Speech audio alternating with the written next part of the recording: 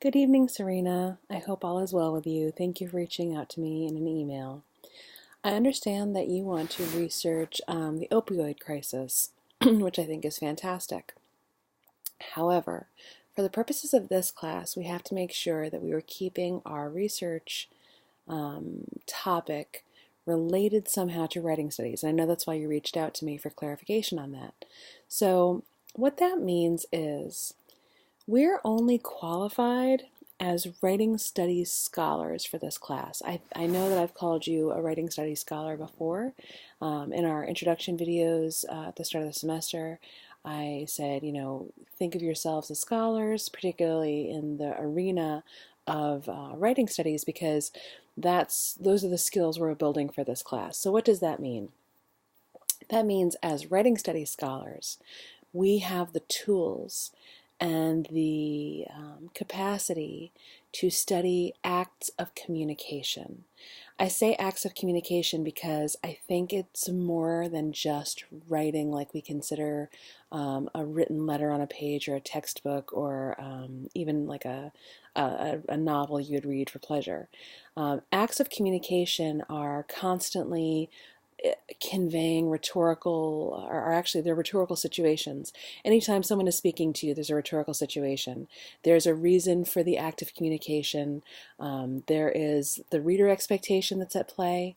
There is the speaker's constructions of what that means as evidenced by the way that they communicate their message.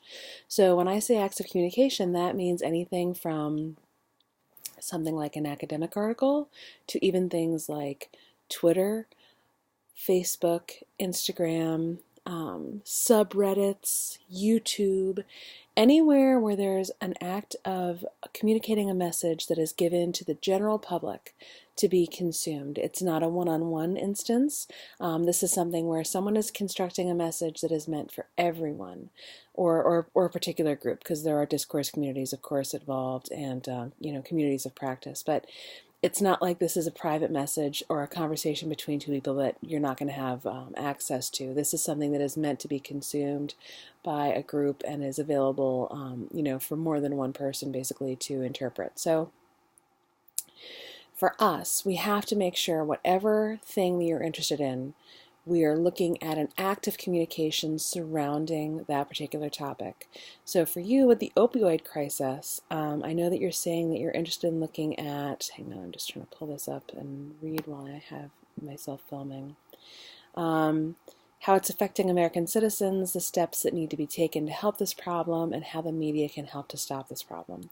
Well, unfortunately, for the purposes of this class at least, we are not... that would fall almost under like mental health student or psychology students, medical students, sociology students, or even journalism students. We're none of those things. For the purposes of this class, we have to come at it from writing studies. So acts of communication. So if you want to look at it'd be difficult for us to say how the opioid epidemic is affecting American citizens just blanket. What we could start to look for is the way people are communicating about the opioid epidemic, and whether it is through public service announcements, whether it's through documentaries, whether it's through, like I know HBO has a series of documentaries on the opioid crisis. I'm sure you can find some on Netflix.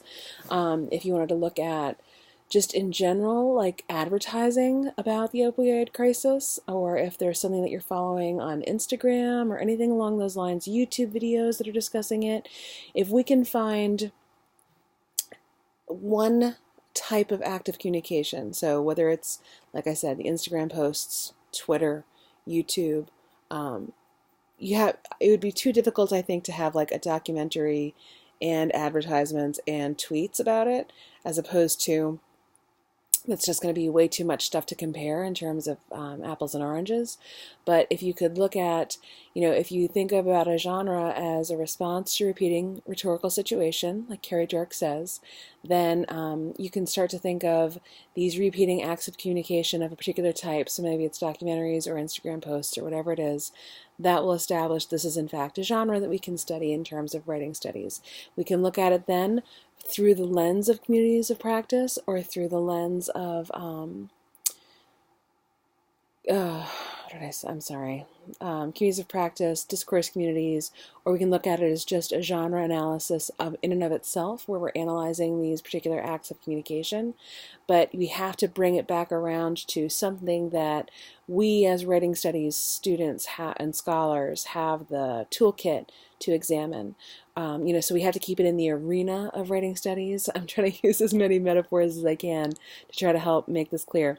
So we're in the arena of writing studies. We're only using tools that are available to us. We're using the lens of writing studies. Imagine you are a scientist in a lab, and you have a microscope in front of you, and on your little prepared slide is some type of communication about the opioid crisis, and you put that slide on the microscope, and the lens that you would choose on the microscope would be the writing studies lens. I hope I'm not killing you with my metaphors right now, but that's what I mean by bringing it back. So just make sure that it's something that we are qualified to discuss. I know that you said you're also interested in casting in the TV and film industry, but because we don't have access to like casting meetings and casting notes. Now, if you wanted to analyze, like if you're someone who's interested in casting calls, like that's an act of communication that's available. It used to be through like Variety was the trade publication, and you'd go on casting calls. If you want to look at casting calls and how they function in terms of writing studies, you can certainly do that if that's more interesting. I would go with whatever topic you are the most passionate about or the most interested in. Another one I just thought of off the top of my head, I don't know if there's any TED Talks about the opioid crisis, but you could look at the repeating act of the TED Talk in terms of the genre, and then, the content, choose ones that are opioid related and see what's happening, what's similar, what's different across them. But basically, if you can think about just artifacts, right? We have to have something concrete that we can make observations off of, and not, we don't have the breadth in terms of time in the semester to go out and conduct one-on-one surveys and questionnaires. And like I said, we're not medical students, we're not psychology students, we're not sociology students, so that's way beyond our area of expertise. So we just have to make sure that we're bringing it back to the thing that we're qualified to talk about in terms of this class. Okay? I hope that helps. I really, really do. So let me know if you have any feedback about what I have just said to you. If you have any other proposals for ideas that you want to run past me, I'm happy to work on those with you. And I also did correct your grade for the research log, and I'm happy to make an appointment with you. I will include that information in the email portion that I'm attaching with this message. Okay, thanks. Good night, Serena. I hope you're having a good night.